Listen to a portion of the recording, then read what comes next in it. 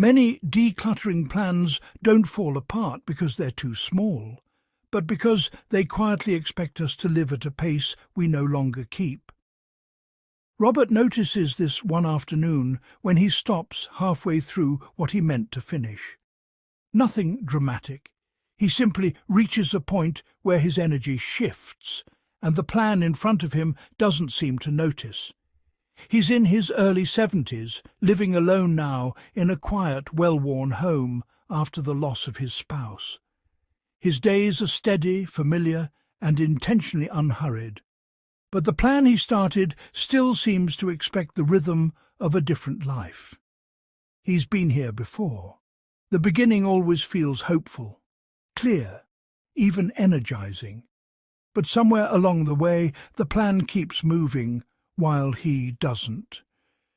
And when that happens, the question that lingers isn't whether he cares enough. It's whether the plan was ever shaped for the way his days actually unfold. Robert wants his home to feel lighter. That part is certain. What unsettles him is the quiet discouragement that follows when something started with care is left unfinished. Not abandoned, just paused without permission. He wonders if the problem is motivation, or if the plan itself asks for consistency that no longer matches his life.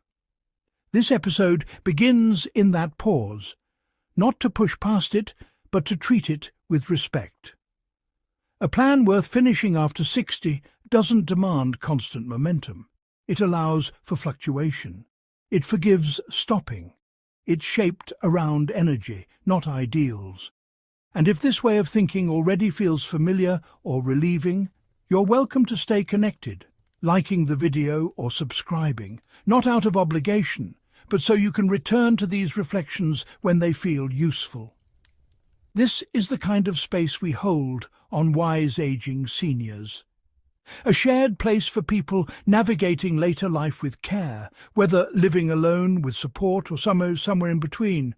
No hierarchy, no pressure, just room to think honestly about what still fits. As Robert's experience opens into a broader reflection, something becomes clear. Simplicity doesn't come from doing more or trying harder. It comes from choosing a rhythm you can return to again and again, without feeling like you failed for stepping away. After sitting with the idea that pace matters more than plans, Robert begins to notice something simple but revealing about his days. His energy isn't spread evenly from morning to night the way it once was. It moves in pockets. Certain moments feel open, almost welcoming. Others feel closed before he's even tried. He starts paying attention to when things feel possible. Not when he thinks they should be possible, but when they actually are. Early mornings sometimes feel clear and steady. Late afternoons often don't. Some days, a quiet window after lunch offers more focus than an entire morning ever could. None of this is dramatic. It's subtle, and because of that, it's easy to overlook. What Robert realizes is that most of the plans he's abandoned weren't wrong in intention, but they were built on an assumption that his energy was consistent. They asked him to begin wherever the plan said to begin, not where his body and mind were ready to meet it. Ambition decided the starting point, not capacity. This time he tries something different. He stops asking, "What should I start with?" and begins noticing, "When do I naturally feel able?" The shift is quiet, but meaningful. It removes pressure before any action even begins. Starting no longer feels like a test of willpower.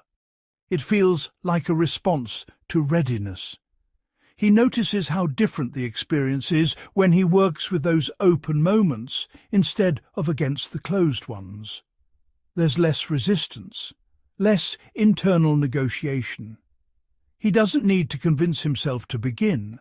Beginning happens almost on its own when the timing is right. Robert also notices something else. When he respects these natural openings, he doesn't exhaust himself as quickly. He stops before fatigue sets in. The work doesn't sprawl. It contains itself, and that containment feels reassuring, not limiting. This awareness changes his relationship with starting altogether. Beginning no longer feels like a big decision loaded with expectations. It becomes something smaller, more responsive. A way of meeting his day where it is, rather than where a plan insists it should be. And with that shift, something important becomes clear to him. If energy determines when he can begin, then beginning itself needs to move. That realization quietly changes where he thought starting should happen. Once Robert begins starting where his energy actually lives, another quiet shift follows. He notices that what unsettles him most isn't how much there is to do. It's how rarely things feel finished. Plans that stretch outward, expanding into more rooms, more decisions, more time, leave a low hum of pressure behind them. Even when progress is made, nothing ever quite settles. One afternoon, he stops sooner than expected. Not because he's tired, but because something feels complete. A small area, handled carefully, returned to rest. There's no urge to keep going, no sense that stopping means failure. The ending feels clean, closed, and that surprises him. Robert realizes that finishing something modest brings a kind of calm that large efforts never did. There's relief in knowing that nothing is waiting on him afterward. No loose edges, no mental reminders tugging at his attention. The space he worked on feels settled, and so does he. He begins to understand that completion isn't about scale. It's about trust. Each time he finishes something, even something small, he reinforces the sense that he can begin again later, without dread. Endings stop feeling like abandonment and start feeling like reassurance. This changes how he approaches the work. Instead of asking how much he can get through, he starts noticing where a natural ending appears. He allows himself to stop there, even when part of him thinks he could push a little further, especially then. Choosing an ending becomes an act of care, not restraint. Robert notices how different this feels in his body. There's no lingering tension when he walks away. No need to remember what's unfinished. The calm doesn't come from doing more. It comes from letting something be done.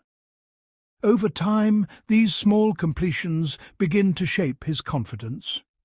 He trusts himself more because he keeps his own word.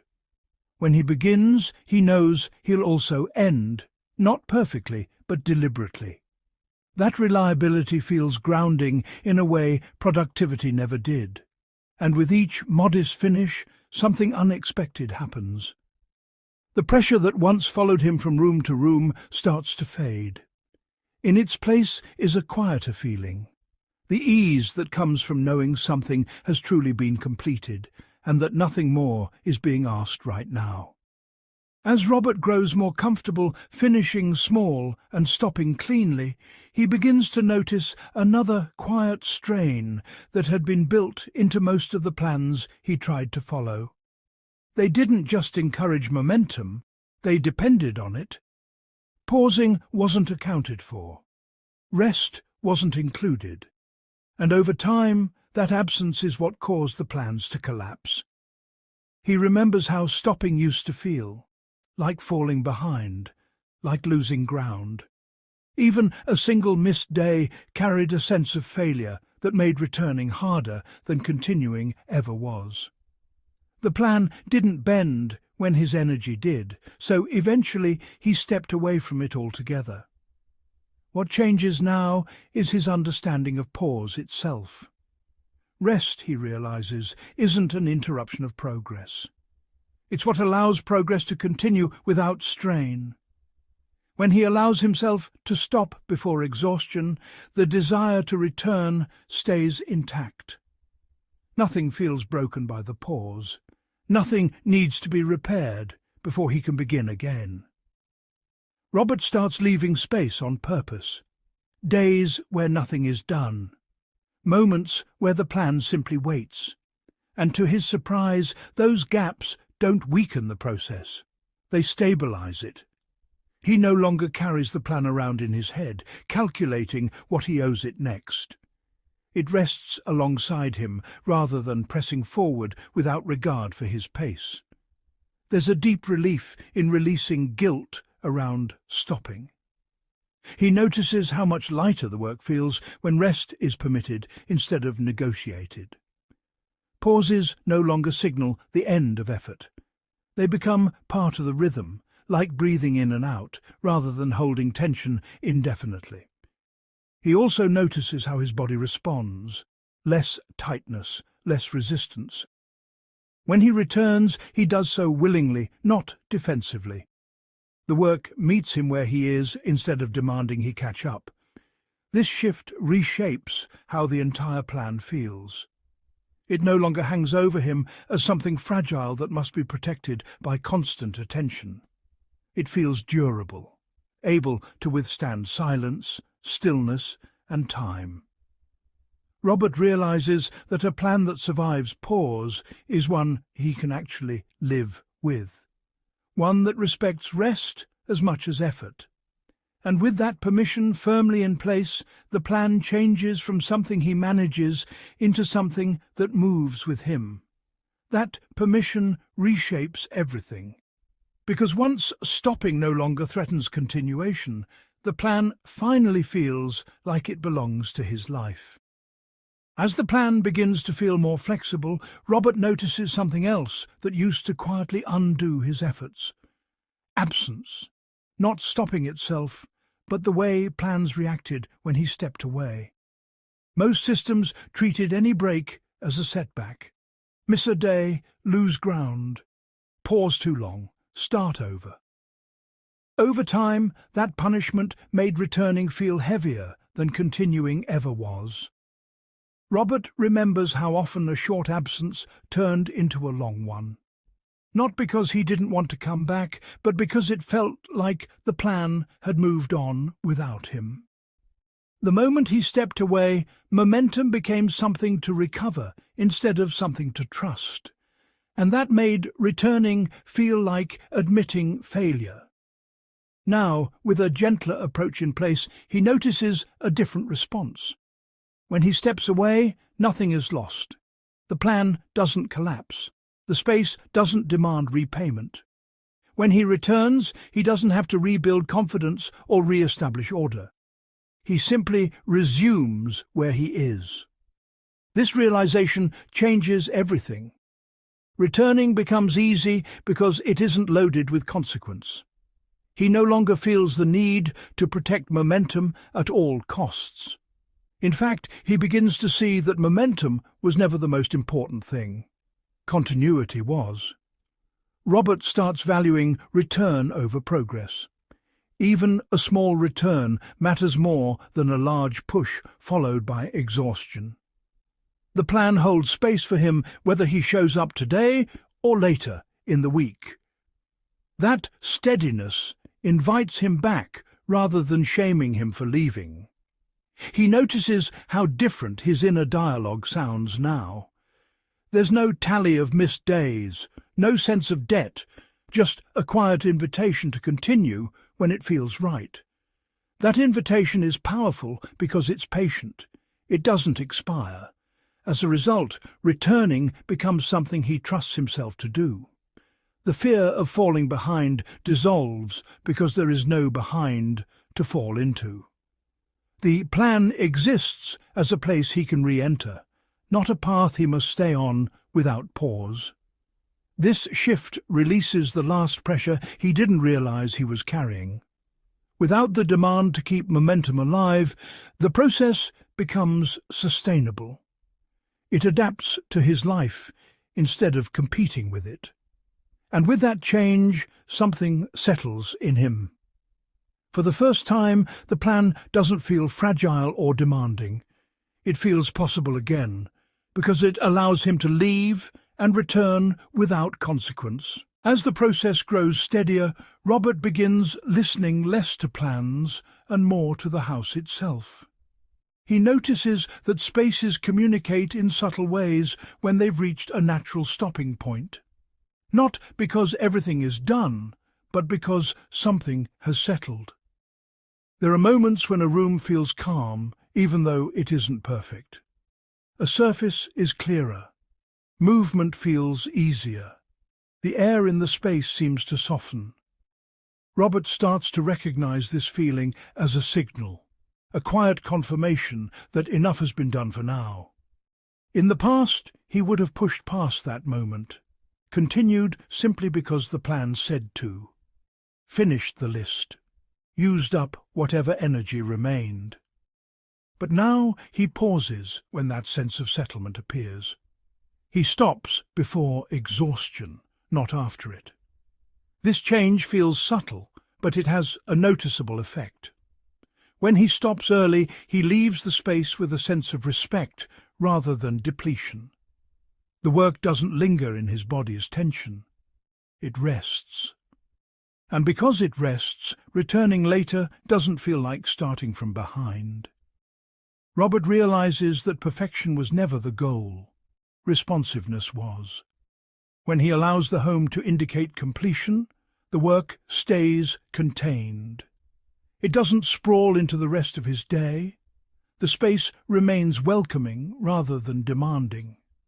He begins trusting these cues, the way he moves more easily through a room, the absence of irritation or urgency, the quiet sense that the space will hold as it is without needing immediate improvement. These signals guide him more reliably than any checklist ever did. What surprises him most is how this approach protects his energy. By stopping when the space feels settled, he preserves enough strength to live the rest of his day fully. The home supports him instead of competing with him for attention. Over time, this way of listening changes how he relates to the entire process. Decluttering no longer feels like something imposed. It becomes a dialogue between him and his home, a shared understanding of what's needed and what's enough. And in stopping early, something new takes hold, a sense of trust, not just in the plan, but in his ability to recognize completion when it arrives, quietly, without applause, and without exhaustion. As these pieces come together, a clearer understanding settles in for Robert. A plan he can actually finish after 60 isn't built on speed or scale. It's built on return, rest, and a sense of enough. It allows him to step away without penalty, to pause without guilt, and to come back without having to prove anything. What once felt like inconsistency now reveals itself as sustainability. When a plan honors rest, it stays alive. When it welcomes return, it becomes trustworthy. And when it recognizes enough, it stops competing with the rest of life. Robert sees that finishing isn't about reaching the end of a list. It's about reaching a point where effort and ease are in balance. When we return to Robert, the house looks mostly the same. There's no dramatic transformation, no sweeping reveal. But the space feels responsive now, as if it's working with him instead of waiting on him. He moves through it without tension. He notices when to begin, when to stop, and when to leave things as they are. What's changed most isn't the home. It's his relationship with himself. He trusts his timing. He trusts his energy. He trusts that he'll return when it's right. That trust leaves him steadier, not triumphant. There's no finish line crossed, only a quieter confidence that he's no longer setting himself up to fail. Completion, he realizes, doesn't come from discipline or pressure. It grows from kindness toward time and energy, from choosing plans that respect the life being lived, not the one imagined. Thank you for sharing this space and spending these moments in reflection. If this episode felt grounding or familiar, and you'd like to help it reach others who may need the same steadiness, you can support it using the Hype feature on YouTube. On the YouTube app, scroll down and swipe left on the comment preview carousel until you see the Hype button. Tap it, choose how many points to give, and confirm. You receive 3 free Hypes each week, and each one helps thoughtful content like this rise on the leaderboard so more people can discover it. You're also gently invited to like the video, subscribe, and turn on notifications if you'd like to continue these conversations together, always at your own pace. We're continuing to build wise aging seniors slowly and intentionally, finishing gently, living steadily, and choosing plans that honor the life being lived exactly as it is.